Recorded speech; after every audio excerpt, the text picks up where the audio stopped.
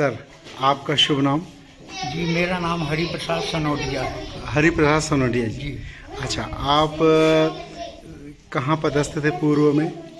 मैं सबसे पहले तो सन जनवरी 74 से जी, 80 तक मानेगांव स्कूल में रहा। मानेगांव में। मानेगांव प्राथमिक शाला। उसके बाद फिर मैं चला गया 2 साल ट्रेनिंग मंडला। मंडला। जी हाँ। जी, अच्छा। उसके बाद ट्रेनिंग के बाद मैं 3 साल सोना डोंगरी में रहा। जी जी। उसके बाद मैं फिर सन 86 से 2003 तक सिवनी में अम्बेडकर स्कूल में रहा। जी, अच्छा। उसके बाद फिर 2003 से लेकर के 2011 तक मैं यहाँ रहा, राधा देवी स्कूल। रागा देही स्कूल में रहे आप? जी हाँ। कितने साल? 2003 से 11 तक। 3 से 11 तक। जी। उसके बाद आखिरी के 3-4 महीने के लिए मेहरा पेपरिया हाई स्कूल में प्रमोशन हुआ और वहाँ से सेवानिवृत्त वहाँ हुए। से सेवा निवृत्त। अभी निवास कहाँ है आपका? अभी मेरा निवास मानेगांव में है, ये सिवनी के किनारे बबरिया मानेगांव। मानेगांव में रहते हैं। तो ये बच्चों को पुस्तक देने और इस टाइप की जो प्रेरणा, ऐसा आपको कहाँ से क्या लगा कि इस टाइप जो आप अच्छा काम कर रहे हैं? ये क्या है कि मैंने अपने शिक्षकीय जीवन में हाँ। जब मैं पढ़ाता था तो मैं देखता था कि कुछ बच्चों के पास में पेंसिल नहीं रहे। पहले उस समय क्या था, स्लेट और कलम चलती थी। स्लेट कलम से ही ज़्यादा लिखा पढ़ी होती थी। 5वीं में जाकर के बालक या बालिका जो है वो कापी और पेन का उपयोग कर पाते थे। तो उस समय में देखता था कि उनके पास कभी कलम नहीं रहती थी, किसी के पास स्लेट नहीं रहती थी, किसी के पास पेन नहीं रहता था, किसी के पास कापी नहीं रहती थी। जी जी। तो ये मेरे को लगा, जब मैं काम देता था उनको तो वो करके नहीं लाते थे, तो मैं उनसे पूछता था बेटा क्यों हुआ, क्यों नहीं लाए? तो वो बताते थे मेरे को सर हमारे पास है, पापा जी ने कापी नहीं लाए क्योंकि उनका पेन नहीं है। तो मेरे को ये प्रेरणा मिली कि क्यों ना बच्चों की ये छोटी छोटी चीज़ें दी जाए। तो मैं स्कूल में ही जब कार्यरत था शालाओं में, उसी दौरान मैंने थोड़ा बहुत इस बच्चों को देना शुरू किया। अच्छा। उसके बाद में फिर अब जब मैं रिटायर हो गया तो मेरे को एक खालीपन महसूस हुआ, एकांतपन महसूस हुआ। तो मैंने सोचा क्यों ना कि हर महीने अपने खर्च से थोड़ा बहुत जो भी है बजट से, पेंशन से निकाल के 2-4-5 हज़ार जो भी है, तो वो बच्चों को हर महीने जा कर के कुछ स्कूलों में बच्चों से मिला जाए। कितने स्कूलों में देते हैं सर? मैं अभी तो 6 स्कूल मेरे परमानेंट है। परमानेंट। उसके बाद उनके स्कूल के नाम बताएं। सबसे पहले आमा झीरिया जी। प्राइमरी स्कूल, अच्छा। फिर बिठली मिडिल स्कूल, जी बिठली प्राइमरी स्कूल, जी।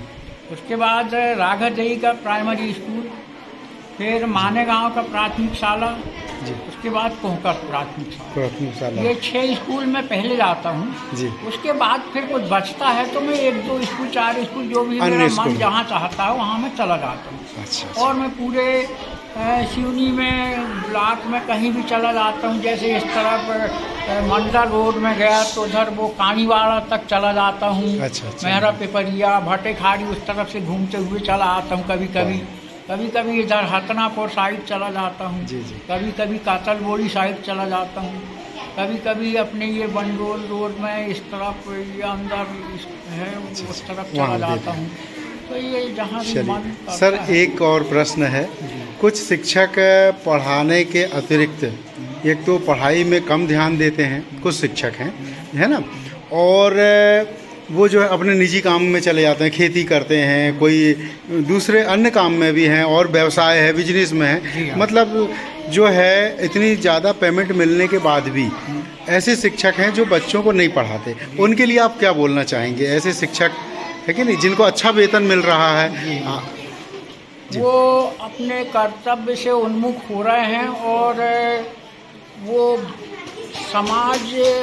समाज के प्रति उनका अपना खुद का दायित्व को वो भूल रहे हैं, निर्वहन नहीं कर पा रहे हैं जी। और वो क्या है कि हम शिक्षक हैं, स्कूलों में बच्चे रहते हैं छोटे छोटे, और बच्चे भगवान का रूप होते हैं जी। तो मैं समझता हूँ कि वो एक प्रकार से ये समझ ही नहीं पा रहे हैं कि हम छोटे छोटे बच्चे जो देवता स्वरूप है उनसे, यानी सरकार हमको इतना वेतन दे रही है उसके बाद भी हम उनके साथ में पूरा काम नहीं कर पा रहे हैं, उनको पूरा समय नहीं दे पा रहे हैं।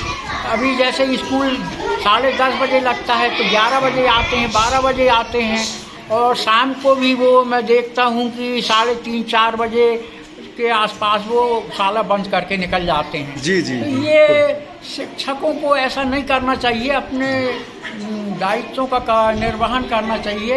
और सरकार जिस चीज़ का हमको वेतन दे रही है तो उसके लिए तो हमको पूरा प्रयास करना चाहिए कि हम ज़्यादा से ज़्यादा मेहनत करें, बच्चों को ज़्यादा से ज़्यादा उनको अपना जो भी हमारे पास है वो हम ज़्यादा से ज़्यादा उनको देने का काम करें, और एक अच्छे नागरिक हम इस देश में पैदा कर सकें।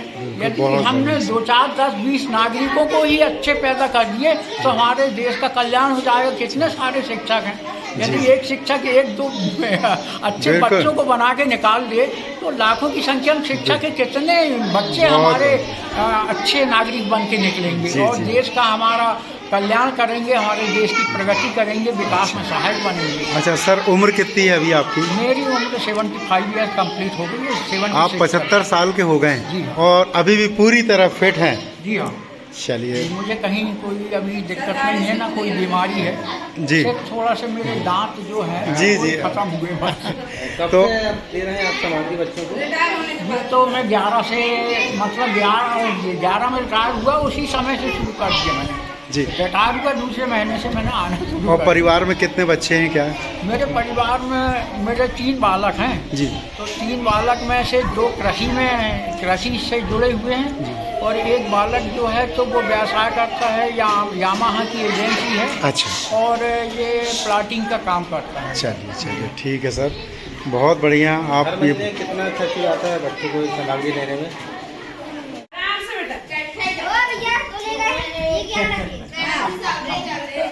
आराम से बेटा, एक किस्सा होता जा रहा, बैठते जाओ, बैठते जाओ, बैठते जाओ, बैठ जाओ, शिवांग बैठ जाओ, हाँ, बैठ जाओ, बैठ जाओ।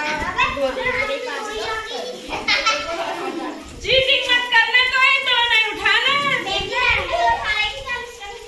हाँ, आराम से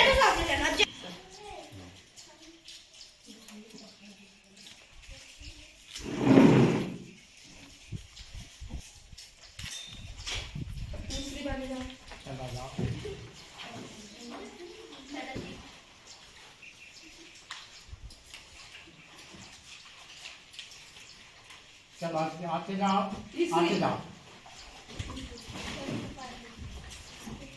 बाकी जिसका काम है पीछे पीछे